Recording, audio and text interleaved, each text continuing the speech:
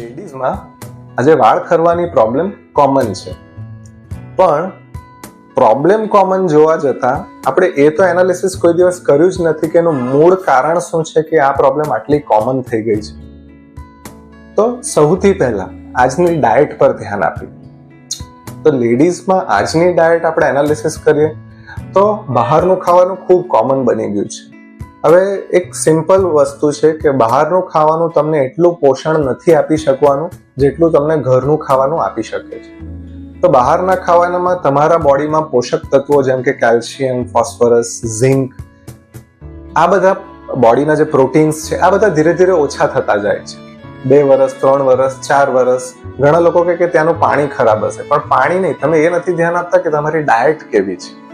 તો ડાયટ તો ખરું જ, પણ પાણીનું કન્ઝપ્શન પણ કશેક ભાગ ભજવશે. પાણીનો પ્રકૃતિ એવું નથી.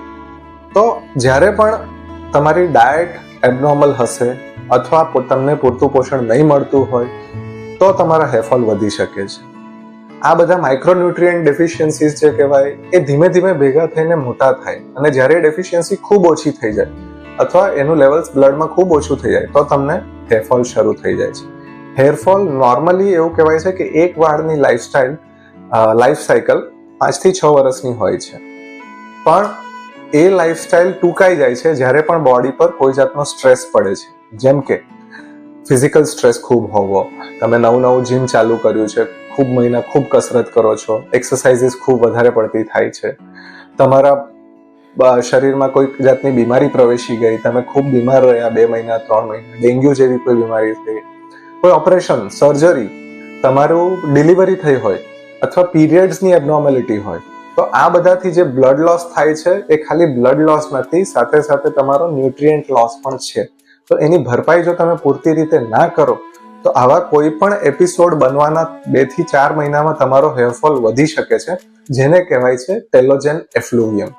તો એને રિવર્સ કરવા માટે સૌથી જરૂરી વસ્તુ છે તમારું બ્લડ એનાલિસિસ થવું જોઈએ, તમારું હેર એનાલિસિસ થવું જોઈએ, અને એ એક વ્યવસ્થિત સર્ટિફાઈડ સ્કિન સ્પેશિયાલિસ્ટ કરશે.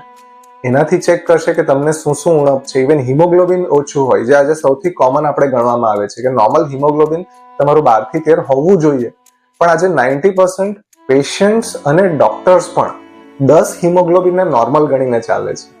હવે તમે વિચારો કે તમારી ગાડીનું એન્જિન 100%ના બદલે 70% પર ચાલતું હોય તો શું તમારી ગાડી સારું પરફોર્મન્સ આપશે? તો એ જ વસ્તુ શરીરને લાગુ કેમ નહીં પડે કે આજે હિમોગ્લોબિન જે તમારું સૌથી જરૂરી તત્વ છે આખા બોડીમાં ઓક્સિજન પહોંચાડવા માટે, એ જો 70% જ ઓક્સિજન પહોંચાડશે તો તમારા કોષો જલ્દી ઘરડા નથી થવાના. તો પહેલા પોતાનું હિમોગ્લોબિન, માઇક્રોન્યુટ્રિયન્ટ ડેફિશિયન્સીસ કરેક્ટ કરો તમારા ડોક્ટરની સલાહ લઈને, અને પછી તમારા સ્કિનની ટ્રીટમેન્ટ કરો, હેરફોલની ટ્રીટમેન્ટ કરો, અને પછી જુઓ ડેફિનેટલી 3 થી 6 મહિનાની વ્યવસ્થિત સારવારથી તમારા વાળ આપોઆપ વધવા લાગશે. જો ખરતા અટકશે તો એ વધી જ શકે છે. જાડા ઘના થવા એ બહુ મુશ્કેલ નથી, પણ એટલું ધ્યાન રાખજો કે 6-1 મહિના સુધી તો વ્યવસ્થિત સારવાર કરજો જ, તો જ તમને રિઝલ્ટ મળશે.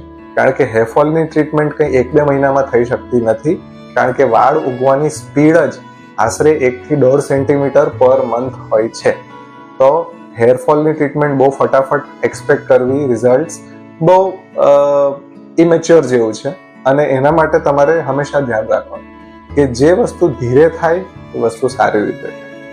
તમારા હેરની સારવાર માટે કશે પણ જઈ શકો છો, કોઈ પણ વ્યવસ્થિત સ્કિન સ્પેશિયાલિસ્ટની મદદ અથવા સલાહ લઈ શકો છો, પણ જાતે ઉપર છેલ્લું સોશિયલ મીડિયામાં જોઈને સારવાર કરીને પછી રિઝલ્ટ ના મળે અથવા પૈસા વેડફાઈ જાય પછી તમે સ્કિન સ્પેશિયાલિસ્ટ પાસે જાઓ તો એમાં નુકસાન તમારું જ છે. તો તમે ડિસિઝન લો કે સ્કિન સ્પેશિયાલિસ્ટ પાસે સારવાર કરવી છે કે સોશિયલ મીડિયા.